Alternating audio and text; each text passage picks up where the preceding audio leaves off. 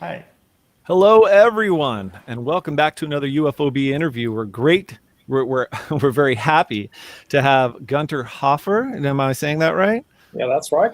Okay, very good. And Gunter, was part of the UFOB UFO. Sorry, Gunter was part of the UFO team in Zimbabwe, headed by Cynthia Hind, and he provided technical help in making hard to get equipment, photography, and drawings. Gunter is also an amateur astronomer and astrophotographer, and he often helps identify possible confusion with any astronomical events such as bright planets, meteors, and satellites, which are visible and often are therefore mistaken as UFOs. And his day job is as a graphic designer, photographer, and artist. So his skills are used for the above photography and to illustrate descriptions for Cynthia on some of her cases. So that's pretty cool. So thank you very much, Gunter, for coming on with us. And again, we are the UFOB team, and we have Remzi and Trimag, Unforeseen, and the Undead Gaucho, live from Argentina. And Remzi's from the Netherlands. I believe Unforeseen's in New York, or I'm sorry, Quebec. Is it Canada? And Canada. We'll just say Canada. Toronto. And Yeah. Trimag. Okay, and Trimag is over in Massachusetts. We're an international team here. So, Gunter, again, thank you very much for being on with us. And what we'll say is please start from the beginning, how you got interested in the field of work you were in, and yeah, start from there. Oh, thank you very much, Steve. I initially got involved in the whole subject in my teens, basically. My father left a book on the table once. He was reading this one. It was a book by Cynthia Hind. It's called African Encounters. It was Cynthia's first book on UFOs. And I just picked it up and I read it and I got fascinated in the whole topic because, I didn't know these things were happening around us, or, you hear stories, but you didn't hear the proper evidence, descriptions, and these were happening just in Zimbabwe, in Southern Africa region. And later I discovered Cynthia was living in Zimbabwe, which I thought, wow, this woman lives here and she's doing research. So eventually, while I was reading this book, I was talking to my grandmother at the time. And my grandmother said to me, surprisingly, she said, "Oh, I saw a UFO." I said, "You saw a UFO? How come you haven't told me about that?" And she said, "Yeah, in 1968 in northwest Zimbabwe in a town called Sipalilo, she had a little shop. And she and the security guy were, one evening before closing her little shop, they observed a very bright light in the distance, approaching them very slowly. At the time, there was the Civil War, which was then called Rhodesia. And they thought maybe it's a possible helicopter or a plane coming by, But as it got closer, there was no sound, and it had a very odd shape. It was all black in color, with a very intense light underneath it. And I said to her, "How did it look like?" She said, "Oh, if you take two soup plates and you just put one on top of the other, that's how it looked like." That was her description of the shape of this object. So it had a very typical disc shape. It was all black with this very intense white light underneath it. And she saw it maybe 100 feet from her at tree level, approaching, like seeming to land in an open area just near them. But what happened, there's this small village there. People got so excited and were pointing at this very odd-looking object coming. It almost seemed like they were noticed, and the object shot off at an angle and disappeared, in a blink of an eye, basically. So that even drew me more into the subject. So eventually I got involved with Cynthia and I started talking to her through correspondence. I wrote her a letter, and she was very interested because I had, invented or made an electronic device, electrostatic device, which picked up electric fields, because often a lot of UFO activity was associated with interference with electronics, like cars suddenly stopping, or some kind of radio interference or electrical interference. So I made this very sensitive electrostatic device, which could pick up lightning from a distance, or electric fields around cables, and static from people's hair, and etc. So she was keen to possibly use that in her investigations. So she invited me over to one of her meetings, which was occurring at home, which she usually had 2 or 3 in a year, because after collecting enough information through her trips, and sometimes she went abroad because she was the local MUFON representative in Africa, basically. So she had a lot of information at the time, because there's no internet. In Africa, there's very limited access to UFO knowledge, if I might put it that way. So it was really fascinating to hear her speak, and her research and investigations, which she used to give to us. And of course, she was really happy, because when she found out I was also an amateur astronomer, I could help out identify certain lights. She wasn't really a fan of lights in the sky, because they were so hard to identify what they could be, and people interpret them in many different ways. So having me there just helped kind of like, Venus certain times of the year is visible in the early morning or the early evening, and it's very bright. It looks like a plane coming into land, but it's just sitting in the sky. So people often say, oh, I see this object every night at the same place, or in the morning, and so I could identify certain objects. And of course, if there's a satellite, I could check up and find out, the orbits of certain satellites that are going by, or meteorites coming to the atmosphere. Through the descriptions, I could tell, yes, that was more than likely a meteorite. Then, of course, when Ariel school occurred, she got a call from Tim Leach, the BBC correspondent in the Southern Africa region. He was a cameraman and a reporter as well, and he was like a war correspondent, so he used to go to quite risky areas like Namibia and Mozambique, where there were war zones, quite really bad areas. But he was in Harare at the time, and I think one of the parents phoned the BBC to notify them that there was an incident at the school, that the kids saw this UFO land, and they saw the aliens. Obviously, he was very interested. He went out of the school. He was the first to interview some of the kids. And of course, he phoned Cynthia to say, look, I've got this report. I found out you were a local UFO representative, and the school is not too far away. It's only 22 kilometers out of Harare in Rua. Would you be interested in coming? And of course, Cynthia said yes. She would have liked to have gone like there now, but of course it was a bit late in the day. The school had closed. The kids had gone home for the weekend. So we planned to go on, I think we went on the Tuesday, and Cynthia requested that the headmaster, before we arrived, to get the kids to draw what they had seen, and so that when we came, there wasn't too much contamination, and at least their minds were absolutely fresh on what they had seen. So everyone had their own drawings, and they drew them separately, and obviously they had a whole pile of drawings on the table when we arrived at the school. So it was myself, Cynthia, Tim, and Cynthia's son, who was helping out just with carrying the equipment, etc., on the case. We went out to the school. Obviously, the kids were very excited, that the BBC was coming by to be interviewed. And, so the teachers and the headmaster brought in, Mr. Mackey, brought in some of the kids from the different classrooms, because they were all different age groups that had seen this object. And they all described during the morning break, around 10 o'clock in the morning at school on Friday, they saw these lights beyond the playground, or an object coming down to land between some trees, and it had lights along the rim. and they saw two creatures. One creature was on top of the object, and one creature was on the ground in front of the object.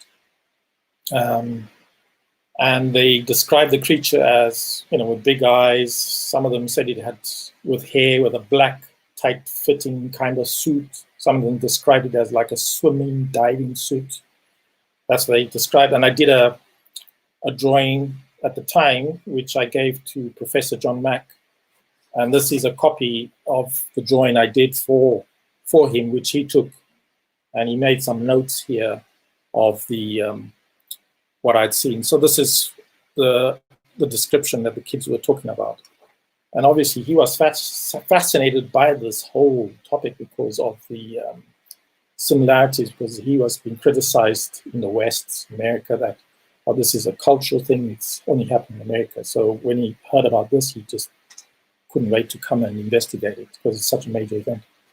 Anyway, we interviewed the kids and they were describing a very similar object that they'd seen, and eventually we were taken out on the grounds to have a look so we could see where the kids actually saw the object.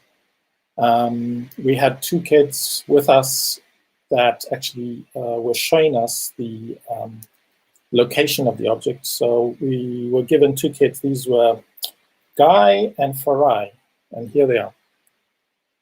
They accompanied myself and Tim to show us where they saw the object land between the trees. And we went around.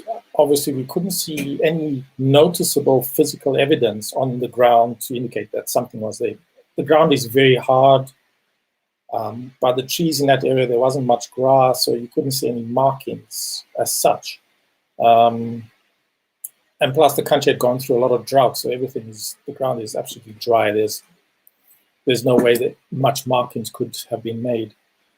And then while they were showing us, I haven't spoken to many people about this, and I think only myself and Tim and these two boys at the time saw what we saw. And basically, we saw a light in a copy at the back, opposite the school, while we were walking. And we didn't take notice because we were just so focused on the kids telling us what they saw and where the object was. I just noticed the light there. We were saying, oh, was it over there? And the light was over here. And my perception was the light was just a reflection of, in Africa, we've got a lot of rural houses that have galvanized roofing. So natural perception was the roof was probably reflecting light of the sun. But that wasn't the case, because when I went later on to investigate the weekend, there was absolutely nothing there to indicate what could have caused the light. So it always puzzled myself and Tim, what on earth was that, And we always made a joke, Cynthia and I made a joke that, they were just watching us and seeing what we were doing. Obviously we don't know. We never managed to take a picture of it. Although Tim was a bit paranoid because he said when he sent copies of the video to London, because everything was recorded on tape, and then from South Africa it was flown up to London, that the tape disappeared, and he thought there's something going on here. Why is my tape disappearing? So he had to make another copy and send it up. Anyway, so the kids showed us all this, and then I had some other boys tell me, we saw some, because the kids didn't just see one object. Some kids saw several objects landing, one main object and smaller objects. And so some other boys came to me saying, we saw these other objects land over this side, in the grass, But I didn't have time. We were at the time when everyone had to go and the kids' interviews had ended. So I just made a note of it. So when I came out on the weekend, I could do a more thorough scan of the grounds in those areas. So basically, I made this very rough thing at the time so I could show Cynthia, and basically, where's this? The school ground is here, playground, and down here is where the kids saw the main UFO. And then on my investigation, down much further down, oops, let me just show you here, down here, where these two ovals were, I found one large oval which crossed a path to the other side of the grass, and a smaller one next to it. And they were swirls in the grass. So I did show Ramsey the pictures. He has them and has access to them. So because when I went out there, I was just searching the grounds, and I found these interesting ovals, which, you know, was unusual. So I took pictures of those. I wish I had a drone at the time so I could get a better observation, but you can see the grass has been flattened. That's something large. And I found also what looked like a wedge-shaped indentation in the ground as well. So it looked about 20 to 15 centimeters long, 5 centimeters wide at the wide tip, and it's narrowed to like a shape of a wedge in the ground. So some kind of mass that's pressed into the ground there of some kind. Other interesting things, the description of the kids had told us was when they were asked how did the object leave, and also when they described the aliens moving, the one alien seemed to be moving in slow motion, which was very interesting. So being an astronomer made me start thinking about gravity, some kind of interference with some kind of gravitational field, distortion near the aliens or the craft. And when they said the craft, how did it go? They said it just lifted up to the ground and just went. And when Tim Leach was asking where did it go, it went. They couldn't describe it like vanishing. They just said it went, just disappeared. So Tim was thinking it just flew away, but it didn't fly away in my interpretation. My interpretation, it just disappeared. It just lifted off and vanished. So it's almost like they bent time and they slipped away or something like that. Other interesting information was I noticed in some of the drawings, the kids indicated two drawings. They saw something on Thursday, the cigar-shaped object. So they saw this cigar-shaped object. Some of the kids saw this cigar-shaped object flying along near the power lines. And then it was kind of coming in, vanishing, appeared over here and vanished. So it wasn't like smoothly flying across. It just like flew, disappeared, appeared somewhere else, and flew, disappeared, and appeared somewhere else. So it was kind of like really strange. So that was interesting. And then, of course, the main event happened on the Friday where the craft was seen. And then if some of you might have, if you've read more about it, you might have noticed on the Wednesday, which was the 14th of September, there was this pyrotechnic, as I call it, going through the sky, which was possibly a breakup of a satellite, which seemed like a breakup of a satellite breaking through the atmosphere. And it flew over Zambia, a lot of southern African region, and over Zimbabwe. They saw this, looked like some kind of debris. It reminded me of debris because they said there's a main object and small bits of other material seem to be glowing and falling through the atmosphere. They didn't hear any sonic boom though, which is interesting. And some of the descriptions Cynthia had was almost looked like some kind of craft, but not what you expect from a breakup of an object. That's why we were a bit suspicious.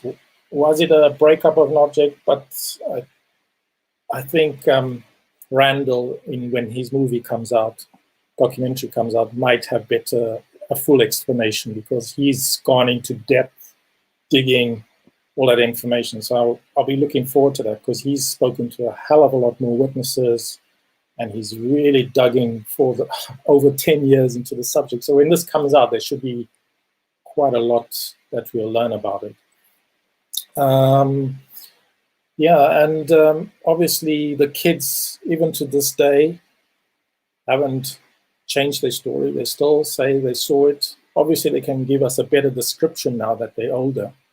And it has affected them. Some of them have changed. Some of them have become like artists. And, it has psychologically affected them all their life, you know.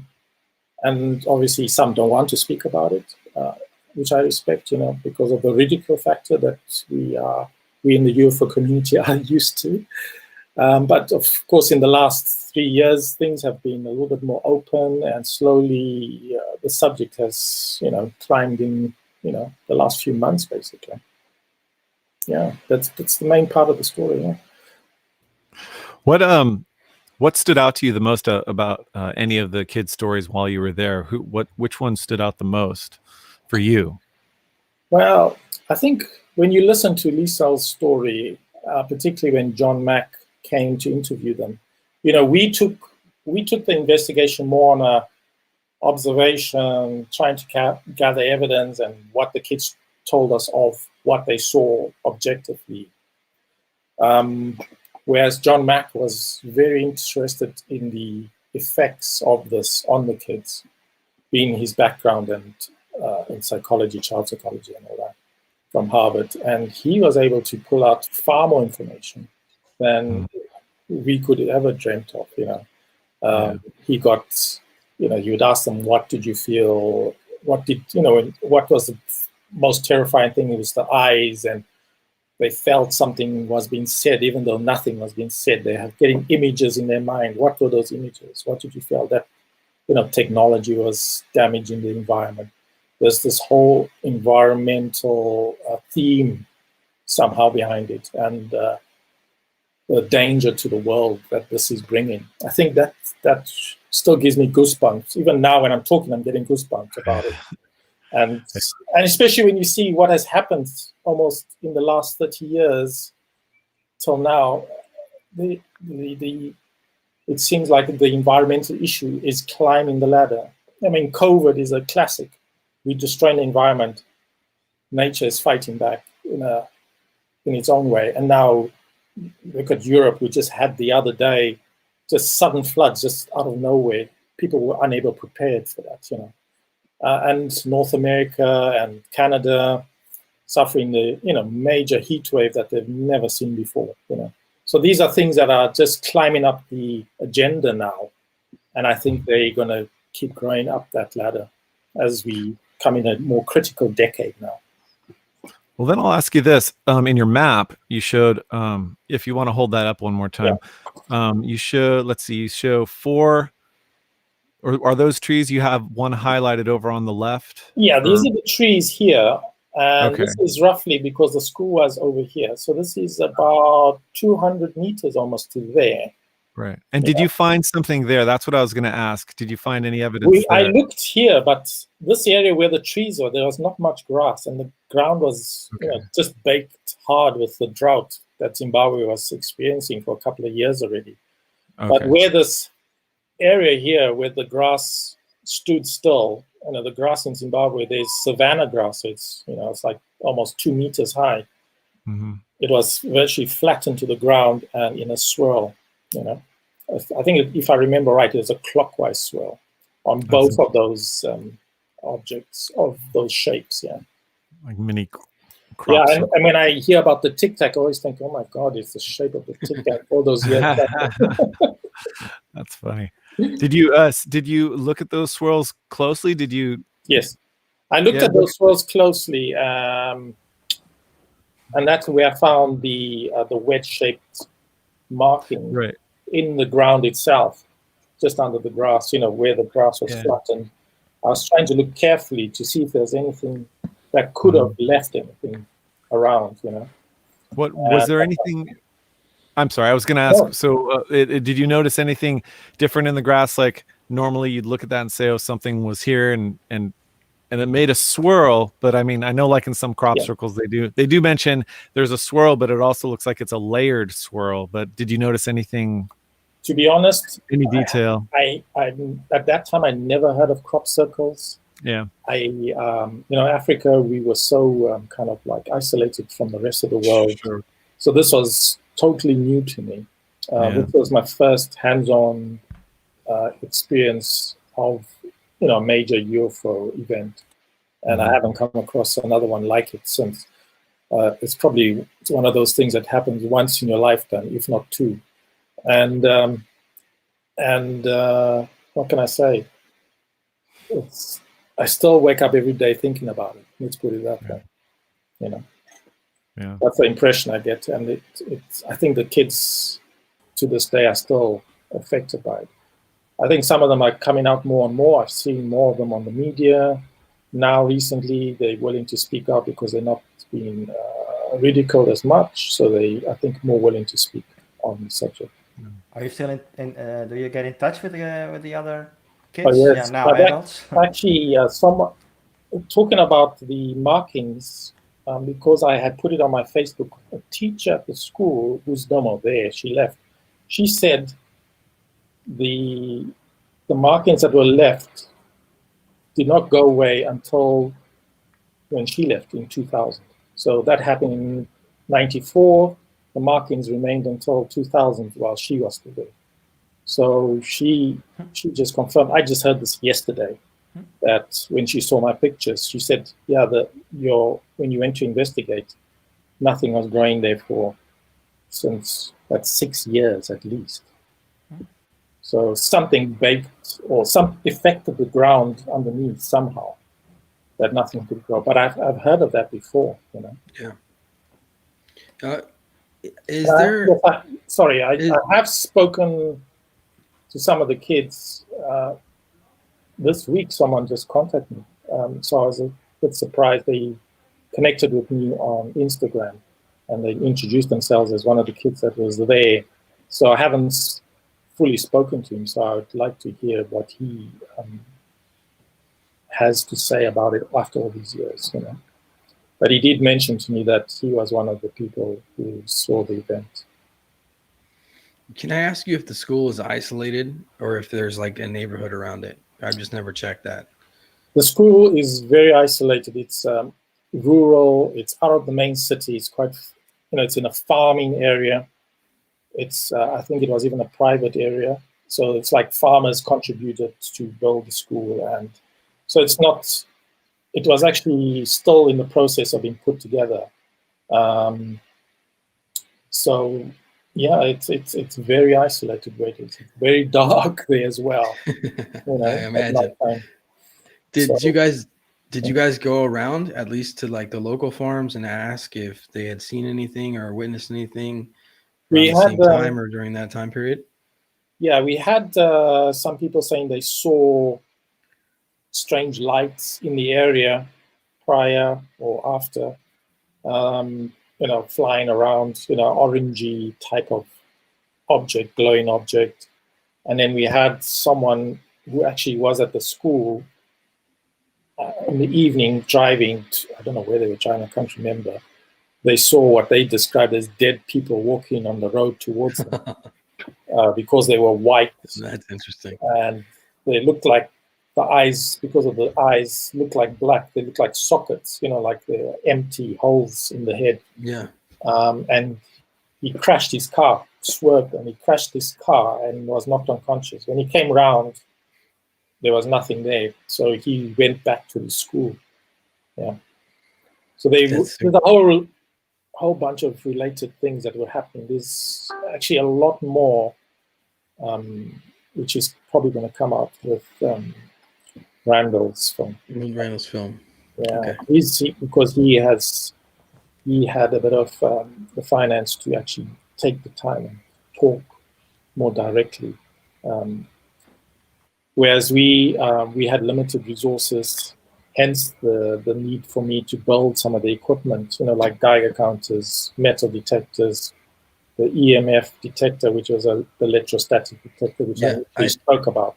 I saw those pictures of you in the field with the metal detector and Geiger counter. Yeah, the Geiger counter. Funny enough, it was only a couple of weeks prior to the event I was making all this equipment, because I said to Cynthia, we need something to gather some kind of evidence, because it's all good that we are able to talk to witnesses, but it would be good if we could gather some kind of other data, even if it's basic data, like maybe we found a fragment of metal that we got, or there's unusual levels of radiation or electrostatic fields. I did not have a magnetometer, which was a bit more complicated for me to make. But it was a start. But we didn't find anything unusual in terms of like radiation. Maybe my device wasn't sensitive enough. I went to the university as well to ask them if I could borrow theirs. They said theirs was broken. So, it was like the only Geiger counter in the whole of Harare, so that I could get my hands on. Although later on, when someone heard about it, they gave me an old Geiger counter, a professional one, but it was where they were looking for uranium. So they had given me that. Yeah. And do you know something about the movie of Randall Nicholson? Because we're waiting and we're waiting and we're waiting, but it's not coming. His indication, it is coming. He's just negotiating at the moment, but he assures me it is happening. So I can't tell you anymore because it's all kind of like hush-hush, kind of, until the final dot on the line is signed, whoever is contracted to bring it out, then it will be told in more greater detail. Then I presume it will be marketed by this organization, whoever is bringing it out. So I can't really say anything much until Randall tells me what more he's going to do. But I do know he's very close, he's saying now. That's why he's been so quiet, because he's just trying to wrap this up. That's good. Here's a question I was thinking while you were telling your story. I thought it was so interesting the way you broke it down. And I was wondering, has anyone ever reached out to you personally to like share, to create a movie from your perspective? Like imagine you as a character and you get to meet John Mack and you're at the school and you're wondering what's going on and you're building the Geiger counters and you're doing these things. I think that'd be a great movie. Just don't steal my idea. You know what I'm saying? Or at least to give him credit. Wow. Yeah. Well, I'm the only one. Let's put it this way: I'm the only one that actually bothered to go out and look for the evidence. To try and really dig for it. Everyone was kind of caught up with the interviewing of the kids purely. I come from a little bit of a scientific interest and curiosity part of me, so I like to look for maybe the nuts and bolts of things. Even though in this topic is very hard to come by in terms of nuts and bolts, they seem to elude us. Yeah. Maybe because it's what they're made of that we ourselves cannot perceive, or we haven't got the understanding of how they function. They may look like nuts and bolts, but maybe that's just part of the illusion.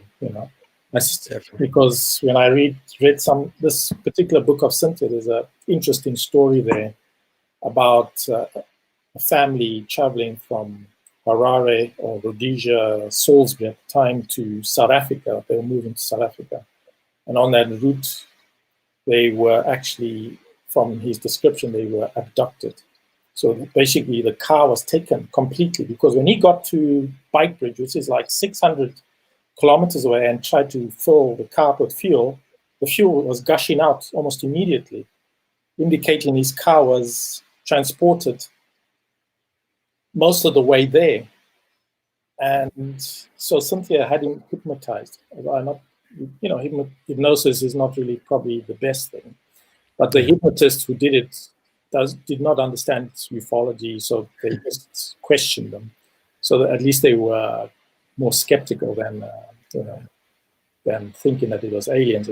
But what they described was the aliens were able to manipulate them by putting some kind of holographic effect around the car to make them feel like they were still driving, but they were actually in the ship. And the aliens were manipulating their minds to say, if I say I'm a dog, I'll look like a dog, or if I'm a monster, I can look like a monster. And so they had the power almost to influence our minds. Yeah. So seems to be it was common. a very interesting story, and I really, this book is gold dust. What was the full title of that book? UFOs, I see, and I can't read the rest. It's called African Encounters. African Encounters. Thank you. It's quite a rare book now. This is I think book. there's I still got a, thank you inside. That's awesome. I think there's like a news article Or it's that family showed up in the news, right? During that period of time when they were abducted. Is it possible? It's possible, but I haven't heard of it in the news myself, unless I missed it, because this happened in probably the late 70s. Yeah.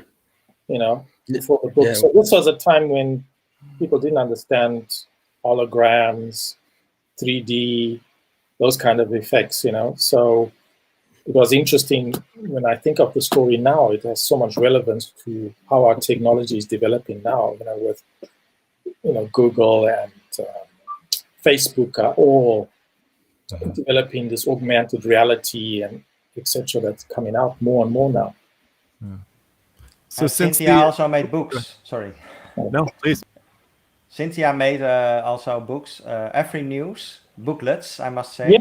Yes, I have all those books freely available to anyone to read, and I put it on a website. It's an old website, but I keep it going. So whoever wants to read those booklets, they can find it. It's on ufoafrinews.com. So they can go there, go under the resource section, and there's PDFs of all her books, those little booklets that she wrote. And if you read 12, and I think also number 13, it talks about the Ariel school. And you'll find this diagram in number 12. Perfect. Yeah. Nice. I mean, she also, her final book before she passed was this one, UFO for Africa. And in the final chapters, she talks about Ariel School, because she was almost about to publish this final book when Ariel School actually occurred. So she was able to include a bit of it in that book as well. Yeah. She's a great woman. She was fantastic, and if it wasn't for her charisma and determination and skills as a journalist and writer, I don't think anyone could have done what she did, And I wish she was still around to, experience what has come of it, Especially the Ariel School's case has just gone through the roof in the last few years. The interest has been huge. And you met John Mack. Yes, I met John Mack at he came about a month later to talk to the kids with a crew. So they brought in a couple of the kids, which he selected. I think he was looking at the drawings, and I think Lisa was one of the kids who had the description. She lives in the UK now, so she's here as well. And like I said, the interviews were fascinating, and he didn't lead them on. He just kind of brought out what their feelings were, and then asked them, "What did you feel?" And so they came out with the information. It was almost like, how could they, kids come out with that kind of information? It's just it still blows me today. When I hear it, and I look at it again, and just the goosebumps just keep coming up, and I think, oh my God, it's so relevant to our times now, even more now, actually. Yeah. Now, have you participated in any other investigations after this happened at all? Up until 2000, I continued to help Cynthia out with her research and all that. Obviously, if you look at all the booklets, the little booklets on the website, they go up to 21, which was the last one produced. So when she passed away in 2000, all her materials were, some of the materials was given to me. I've sent it off for archiving in Sweden that I had with me when I came here in the UK. And I haven't had the opportunity to do that, because once I left Zimbabwe, because the government, political state wasn't in a great shape, so it all came down to bread and butter issues, making sure the family was okay. Our jobs were at risk, because I was working as in an NGO organization which was funded by USAID and other foreign organizations which the government didn't quite like, and we found it increasingly difficult to do our work as we'd like, So I made a move in 2001 after the solar eclipse, because I wanted to see the solar eclipse in 2001, which was passing over Zimbabwe in the northern part. And I left in September in 2001 to come to the UK.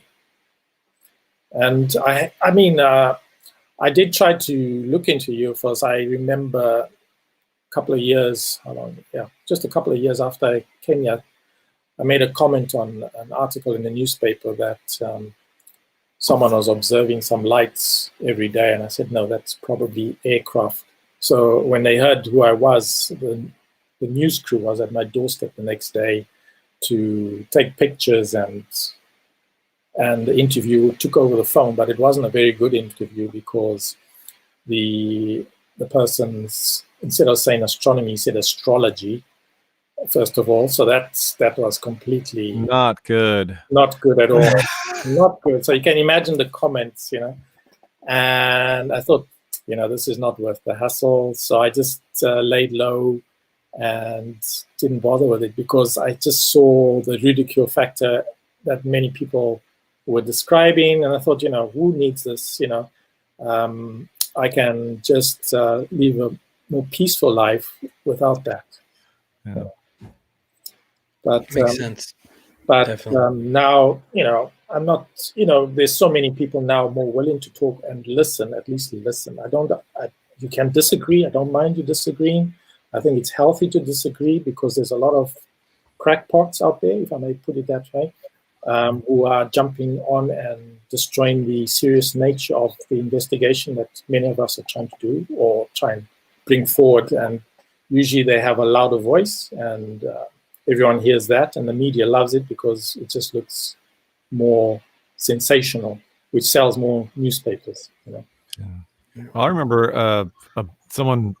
a journalist trying to tell the kids that they actually saw like an aircraft, and I don't know, it's a little bit sad to think that 30 or 60 some odd people don't know the difference between a helicopter or a jet or whatever. Yeah, go ahead. I'm sorry.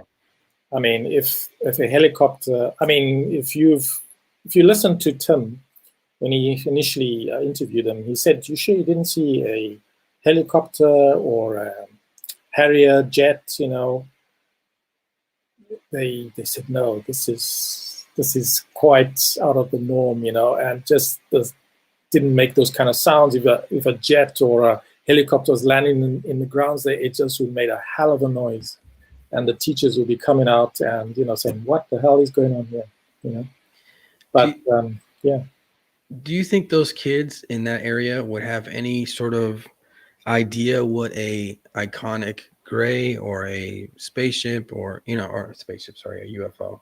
Look at me thinking like back 100 years, a spaceship, a UFO or a UAP would look like?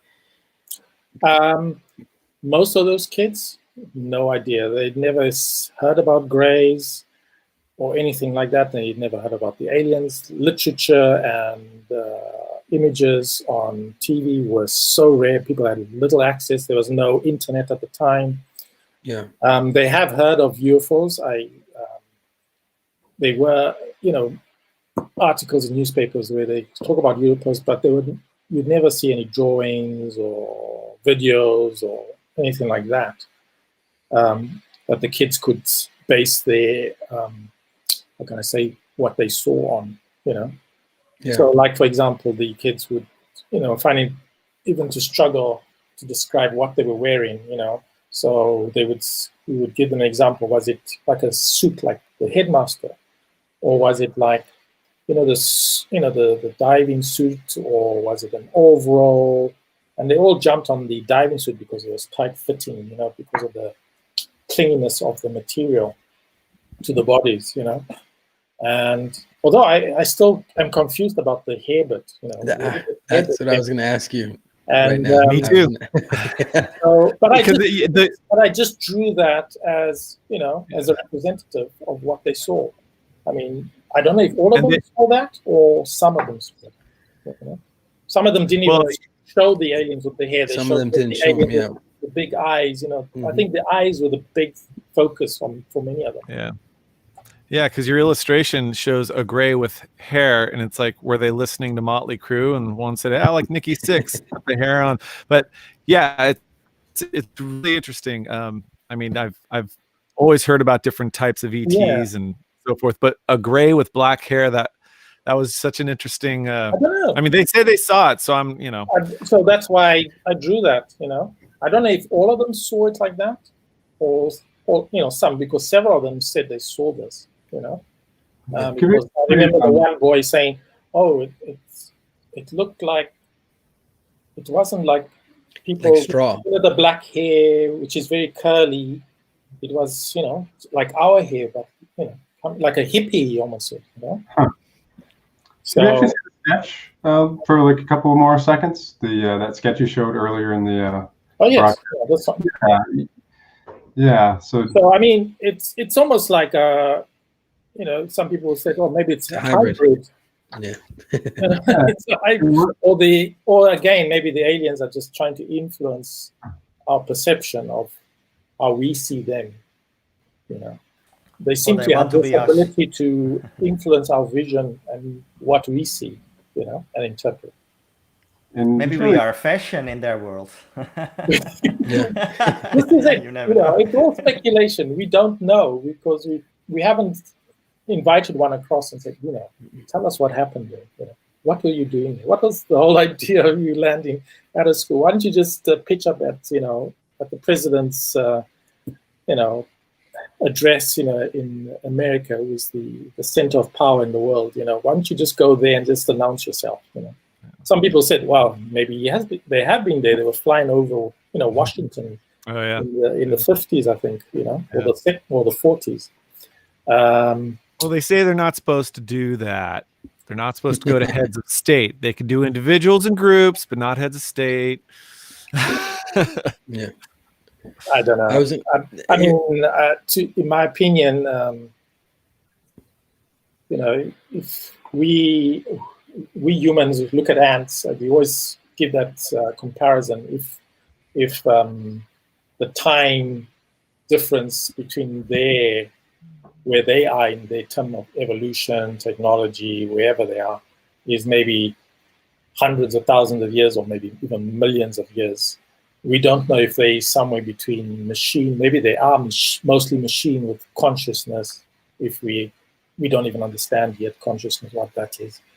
And, they somehow merged with, machinery. So, these big eyes seem very susceptible to damage, if I may put it. If we had big eyes like that, we would be dust and all that. So I always think this must be some kind of almost like goggles. Well, from the Corso's book, Day After Roswell, he was talking about the eyes actually they took the black off, and they were actually able to. When the doctor looked at it, he said he saw outlines. He could see outlines of the people glowing, and so. And there's other places or other books where people have said, where they've said that these guys, since they're from another star system, the sun is a different color, and it affects them differently. Yeah. Well, that's all speculation, obviously. It's all speculation, yeah. Because if you have the ability to travel in space, you don't need to live on a planet. You can build worlds in space wherever you want. We assume they're living around a star, or they're living, something in a world similar to us. And I think, the universe is so big, Right. Why do you have to live around a star where you risk, solar flares and all that? Why can't you live in deep space? You're safe from everything. Right. And you just build a world, cocoon from, all these dangers around you. Maybe they're not even in the galaxy. Maybe they're even outside the galaxy. Well, there's lots of theories. I mean, there's apparently tons of species of ETs that are at different technological levels. Some being able, I've heard some being able to deflect solar micronovas. It goes all over the place. I mean, we can't even imagine what must be out there. I mean, it's, if you can manipulate gravity and all those things, how do you know time. we are, and time. Cynthia often told me that, she thinks these are beings from our future, He was telling me that in the 90s already, early 90s.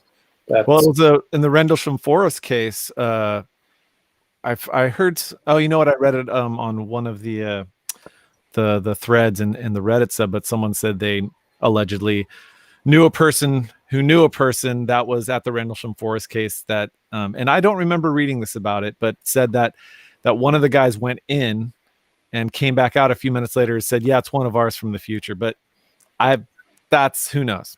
Yeah. I don't know about that. We can, this is the problems we will have in the UFO community is there's so much speculation and people outside the community will say, well, show me the evidence. Right. And, not going to believe it. That's why I think the Ariel school has so much more resonance with the public, because it's still down to earth. It's still something tangible that we can understand and grasp. Whereas a lot of the other stuff, they're coming from Zeta Reticulum, or they're coming from here. Where is that all coming from? This is just stories in their eyes. Whereas the Ariel school is just, it's my child. It could be my child. I can relate to it. I can feel the excitement, the fear of the child.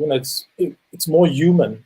Whereas, these other things are sci-fi, if I put it.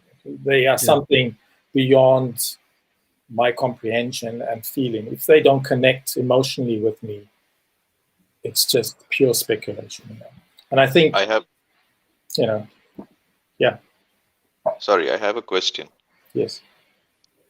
There was an incident, I think it was in New Guinea, where kids in a school, there was a priest involved, and they looked up and they saw the craft. They saw a couple of entities actually outside the craft. One waved to them and they waved back. Mm-hmm. I think there was also some similar interaction at the Ariel school. Mm-hmm. Where I think kids I heard actually that waved. story. Yes, I heard the story. They saw this craft quite close by, and they could actually see what looked like people, and they were waving back at them, Yeah, in the distance, I think it was. Yeah, right. Exactly, and they look humanoid, so that's why some people say, well, maybe it's a secret government organization. But when you take the time in consideration, when this happened, you think, well, there must be an alternative civilization living next to us that we haven't seen. And when I listen to Lou saying everything is on the table in terms of maybe there's a civilization that we are not the only ones living on this planet, and we are not the only ones that are part of this world. There could be someone living within the earth, under the ocean, dimensions that we don't understand. Everything's on the table. So, excuse me.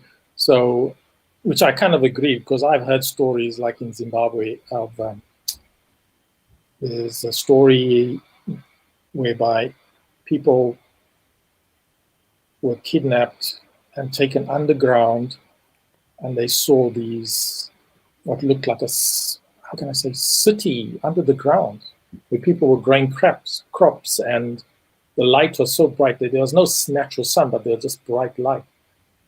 So when I hear that, and I thought, it's kind of interesting, Are we living on a world that's, we don't know?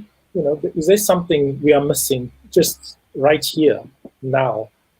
And we are just kind of the surface creatures, and now that we have nuclear weapons, we are threatening their life because, we detonate them underground, we detonate them in the sea, we pollute in the oceans, and all these things, and it's slowly affecting them, Maybe that's why they're appearing more. They're playing games with us. And when you hear about the Tic Tac, it seemed like they're almost saying, "Hey, be playing up claims with us. Try this for size, kind of thing." I don't know. Sorry, go Rem. Go Rem. Well, I was talking about the civilization that's living next to us. It's a difficult one because they are seen a lot and big ships, mile wide ships, and I was thinking, yeah, why do you need mile wide ships to when you live here? Yes. So something. This For me it's difficult. It's difficult, yeah. I mean, that's why my thinking is, why are we holding them that they live on a planet? Maybe they're actually living between the stars, literally. Like islands, they build themselves their own civilizations, and they can go wherever they need to go. They don't have to hold themselves locked around the solar system. They can just go wherever they want. Yeah.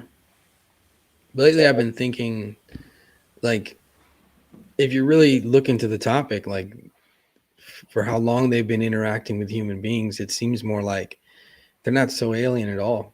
No. It's ridiculous to call them alien in the first place. If they're here all the time and visiting people all the time, it's ridiculous. It's like saying, we should have a different name for it, or a different for them. Or ET is what. Go ahead. Sorry. No, it's almost like they're the farmers. They're just overseers.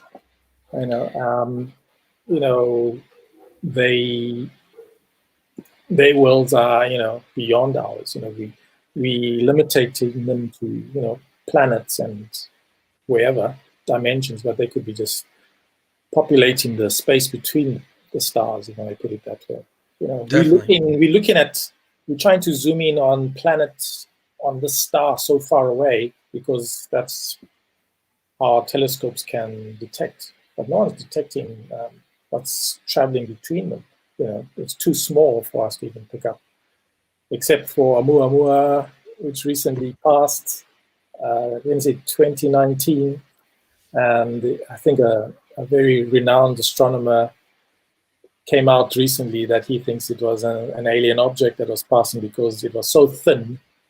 It would be very unlikely that this was a piece of rock or some kind of ice, because the sun would have just broken it up. And plus, it could be just space junk from another civilization. The secret space program guys, they say that we did go and we found it was an ancient old thing, but allegedly secret space program. Well, I mean, literally, they are probably secret space programs with where they're spying. They're using it for spying. Obviously, those are real.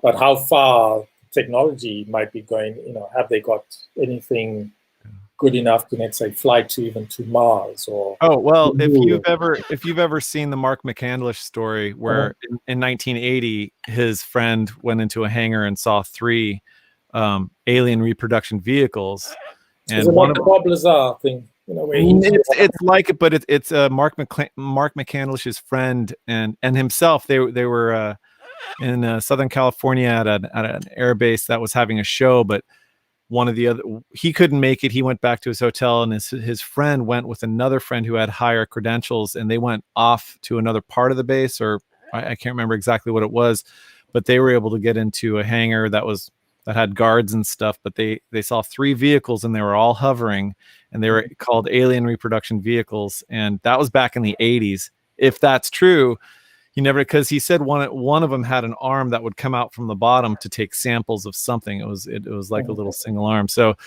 there's the story that, and then Ben Rich saying that in the mid 90s at a conference to Jan Harz, not to Jan Harzen, but at a conference, which Jan Harzen attended, who was the former director of MUFON, said we now have the technology to take ET home. So people have been saying that the very, very deep secret space program has been interstellar since the 80s or 90s, maybe even back to the 70s. I'm not sure. Greer always says that they broke anti-gravity in 54, so who knows. He calls it electrogravitics, I believe. Electrogravitics, that's correct. Yeah. Yep. Yeah, I can't. Yeah, it's interesting. I mean, the only real solid evidence of, was my grandmother, because she didn't know what a UFO was. And when she told me it looked like two soup plates put together, it dawned on me there's something really going on here that a lot of us are not aware of. And I just couldn't understand, why is this subject so ridiculed? It's almost like an agenda, that's been put out. If people talk about UFOs, just laugh, make it look like the idiots. It's swamp gas. It's just a weather balloon, and that's it.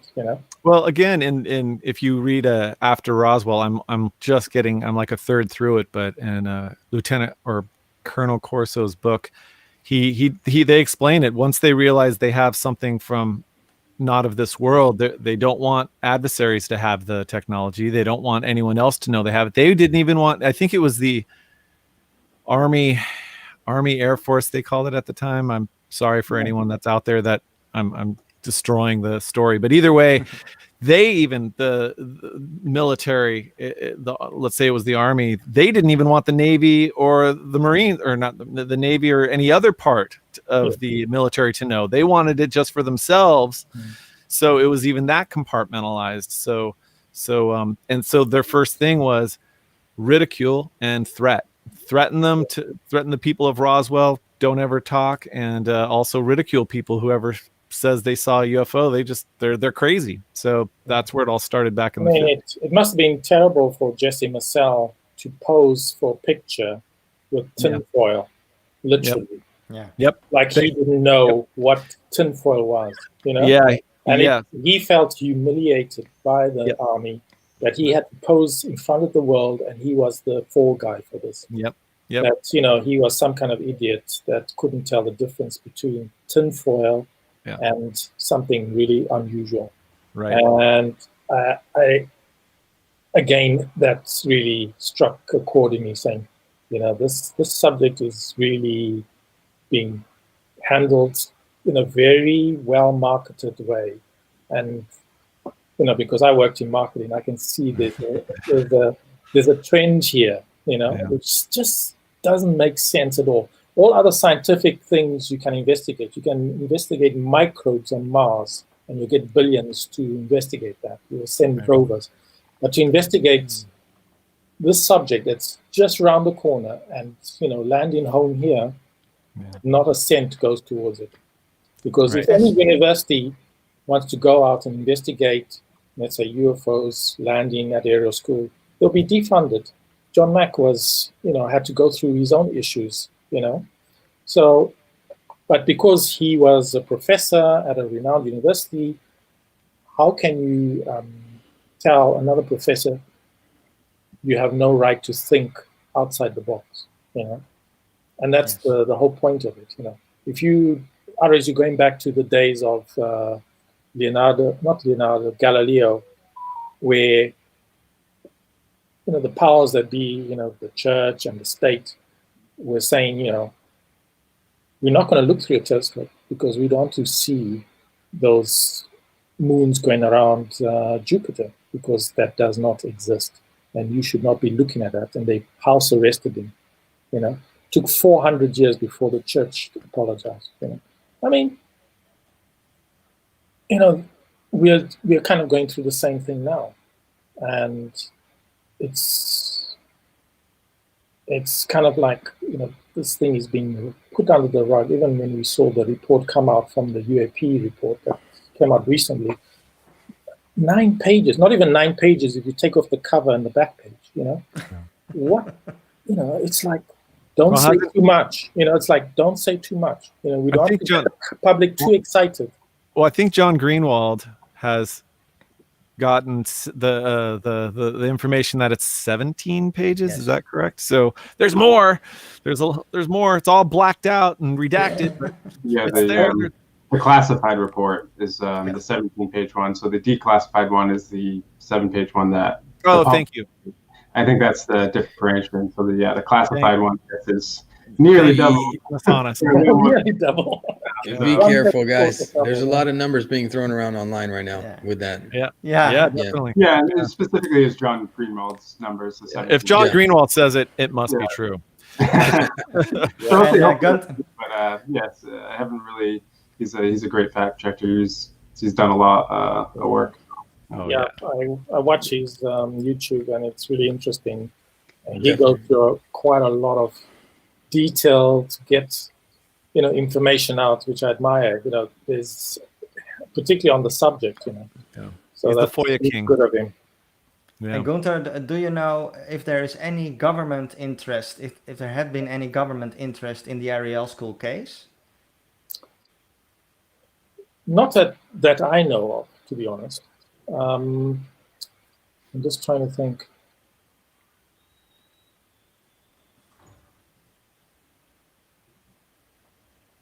I know Cynthia always, in the background, people are interested, but they don't want to make themselves public, Right.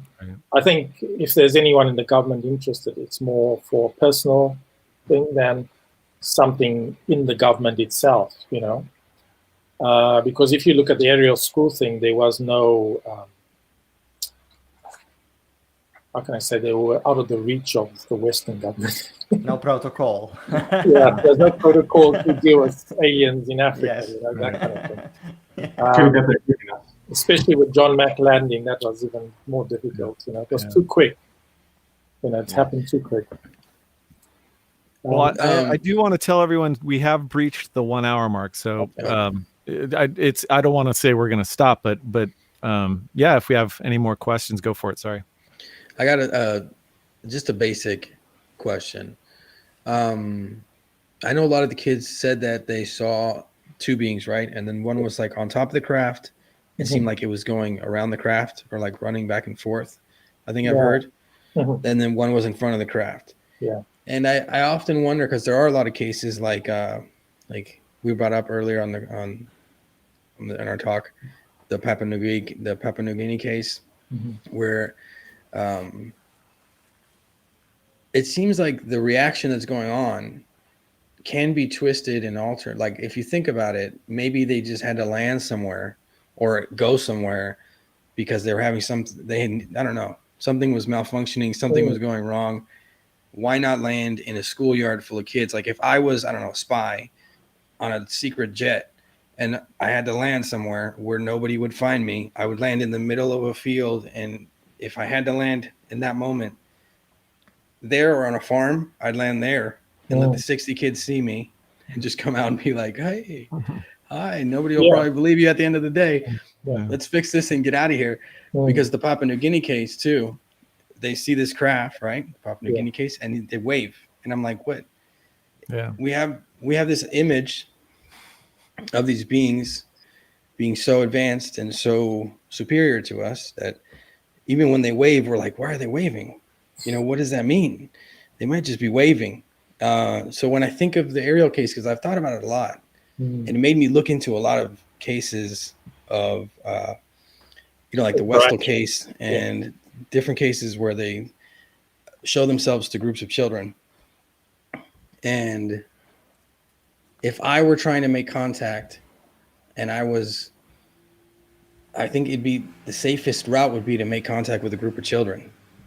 Yeah, because the other guarantee is children have not been, how can I say, you don't have these barriers that you grow up with. After school, when you get older and older, you get told, there's this, believe this doesn't exist, you can't do this. There's all these shields. Don't look up in the sky, there's nothing really there. It's just, stars and whatever. And we told a lot of myth, if I may put it lightly, be it religiously or even scientifically or through the media, it's impossible for them to travel between the stars because they are so far away. You need mind-bending physics and all that kind of stuff. But our physics has only been developed in recent history. What will it be like in another 100 years even? They're even talking about new things coming. Never mind 1 million or 2 million years ahead. the technology would literally be magic in our eyes, you know? Yeah, absolutely.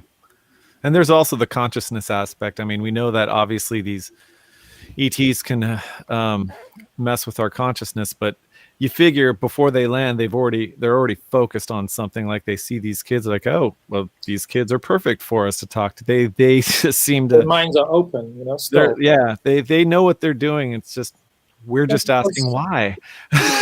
They didn't just land there. To me, it didn't seem like they broke down. It almost was an agenda. Yeah, exactly. That's what I'm saying. They were sending this message to these kids visually in their minds. Yeah. And when John Mack came and unlocked it, was digging carefully behind the scenes, what they were feeling, what did those eyes tell you, that they were scary? Why were they scary? What did make you feel? He was going through the whole emotional process of that experience, and the kids came out with that information themselves. They weren't coached into it. They were just kind of like, what made it? Why were you feeling that? No one would think seeing aliens makes you think of a world catastrophe happening. Right. Well, we know there's tons of contact cases where this is very common. They're just like, hey, you guys, you gotta clean up your act. And it's very common to hear this. So again, I feel like they have the consciousness thing down. They know how to manipulate us, and they know what we're thinking, and they know where to land. This also brings back my thinking that maybe they're part of this world as well, because if we mess up this world, we mess in their world. Yes. Yeah, and I think that's another thing with the military saying that they allegedly that they know that there's at least a dozen species that have been living on this world, and they probably want it to not go to garbage. Yeah, sorry, carry on. I wanted to say one thing before I lose my train of thought, that is just the easiest thing to do when you come into contact with a human. If you're a different if you're like something else, you just bring a message of peace, because you know that humans are always searching for the other and the grandiose. So if you say, because my thing is with this is, if they really wanted to stop nuclear weapons from existing, they could. Let's face it. I mean, they don't even have to do anything violent. They could just go influence people, visit them every night and influence them. Yeah. Maybe they are. Well, we know that we know they've shut down plenty of missile silos in Russia and here, so they're sending a message.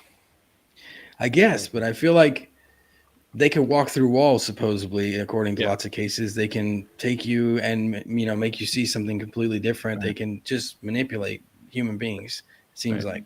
So why not just fix the issues instead of keep telling us the same things? And what difference does it make if they come and tell me to stop nuclear wars? It almost is like a parent-child thing, where you're going to hold your child's hand for the rest of their life, or do you want to see them grow and be independent and solve their own issues with subtle influences over time? It's been quite a bit of time, but that's what I kind of see in these cases over time, subtle influences. And just to go over like experiences with ETs, it's tough because our perceptions are completely manipulated. So with that being said, it's very hard to say if these beings are actually biological in nature, or what, these consciousness residuals, like what's actually going on. And just seeing that ET that those kids saw that you sketched, and we talked about like the hair, and I'm saying this thing is specifically almost designed to be almost less fearful for a child. If you put hair, you put like human qualities on like a face, the perception would be a lot less fearful, and the message might come through easier. And it seems like John Mack really identified that and kind of brought out those feelings in the kids. I thought it's always something to keep in mind when dealing with experience with ETs. Their perception is very, very, very tough part to quantify. So Yeah. Well, I have a thought. Yeah. I have a thought. I think the kids are the ambassadors of the message. Like they're actually they using kids as ambassadors, planting a message of peace. And then, the kids grow up, they propagate that message in their own way. Successfully. Yeah, because they're the ones that can take the message openly without being influenced so much, especially such young children, and they're still influenced to this day. And look at us, we are still revisiting this case after so many years because it's just still grips us to this date. Yeah, absolutely. Beautiful. Well, should we end here? We've been over the hour. If you guys have more questions, go for it. But what do you guys? How do you guys feel? And I know that Gunter, you do need to eventually go pretty soon. Is that correct? So far, no one has arrived home. So. Oh, okay. Okay. So, are there any questions? I'm pretty good. No, Yeah. I think. Sorry. No, go. I think it would be amazing if we could actually get any of these kids onto our chat. Oh, sure. Absolutely. Yeah. Absolutely. Absolutely. Definitely. Well, who knows? And John, did you have a last question there? No, I just wanted to say, thank you to Gunter. Yes, awesome. Definitely. Gunter, thank you very much for coming on with us. We appreciate it. And it's been very, very, very great interview, very fun. And thank you very much. So it's a pleasure, really. Yeah. And Gunter, I'm just happy people are open to listen and willing to have a discussion in a level-minded, sensible way about it, which is good to see. Yeah. Absolutely. And Gunter, I was going to ask if if anyone wanted to contact you, or did you want to say where you can be contacted or what you're doing, any websites, anything you want to tell everyone? I mentioned the UFOAfrinews.com website. If you want to read the resources, just go there, click on resources, and then you'll see a whole lot of PDFs which you can download, interesting stories that Cynthia has written over the many years. Obviously, I'm not as active into the UFO research now as I was then. But if people want to contact me, they can send an email to me, gunterhofer@gmail.com. Excellent. And obviously, I'll be maybe chatting to some of the original children at the time. Maybe we can, in future, bring them on if they are interested and willing. Yeah. I'll have to chat to them and absolutely see how willing they are to come on. Excellent. Would be nice. All right. And then, okay, great. And of course, Undead Gaucho, if you want to see any of his stuff, he is at Undead Gaucho on YouTube. Any others, John? No, if you just Undead Gaucho on Google, you'll find everything. You'll find Twitter, Instagram, all the social media stuff, anything that I've ever done, you'll find it. Great. We'll also have a link down below for everything that was mentioned here. And I want to thank everybody for being here. TriMag and Unforeseen, Remzi, my bird that suddenly came here. Happy that he could be here. And again, Gunter, thank you very much for being here. So with that, we'll sign off, and everyone have a great time, and thank you very much for watching. Yes, thank you. Yes, guys. Have a nice weekend. Thank you. Thanks a lot. Bye. Thank you. Bye-bye.